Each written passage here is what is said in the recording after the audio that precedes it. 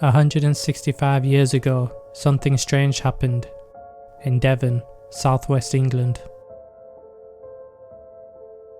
It was the morning of February the 9th, 1855, and snow had recently fallen across the country the previous night.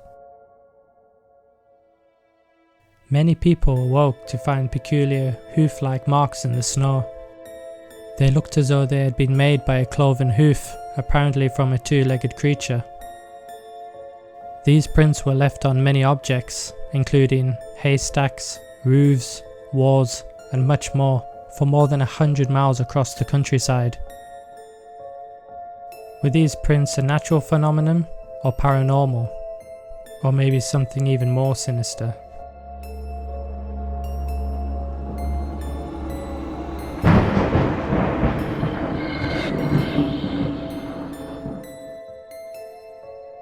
The Devil's Footprints of Devon have become one of the most enduring mysteries in the county's history, and despite multiple attempts to solve or explain what happened, we are still no nearer to understanding the disturbing phenomenon. Similar stories have been told around the world, but not on such a huge scale as was seen in Devon. The prints were one in front of the other, about 8.5 inches apart, and appear to have been made by a two-legged creature. One set of prints was said to have bridged the River Exe, continuing from one bank to the other as if the creature had walked over water. They would all have supposed to have appeared over a 6-hour period, and whatever made them would have had to have been moving at speeds of up to 17 miles an hour. The trail prints were reported from 30 locations across Devon, an unbroken line that carried on across the rooftops of houses, crossed rivers, mounted high walls, and carried on across haystacks. The trail was even reported to lead into and exit pipes as narrow as 4 inches across. The trail of hoof prints in the snow stretched for 100 miles across the county.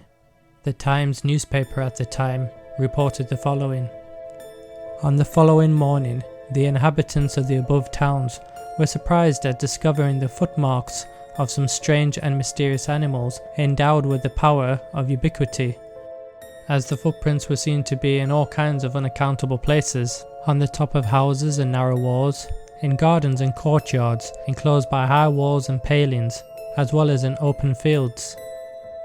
The superstitious go so far as to believe that they are the marks of Satan himself. For those who do not believe it was the devil, many theories have been put forward for this phenomenon over the years, including a stray hot air balloon dragging its mooring ropes through the snow, the print of hopping rodents, badgers, and even a pair of escaped kangaroos from a zoo. Others have stated it probably never happened and was just mass hysteria. Several sightings have been reported over the years of similar prints from different parts of the world.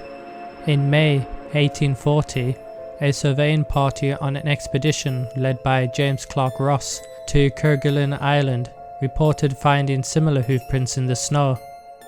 They followed a trail of prints until they disappeared on the rocky soil.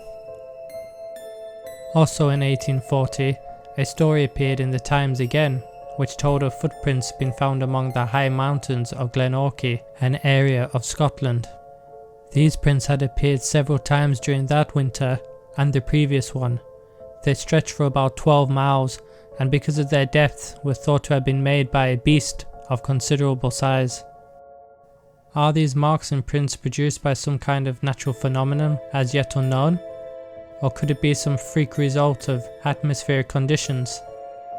Or did the devil really visit Devon that night in 1855?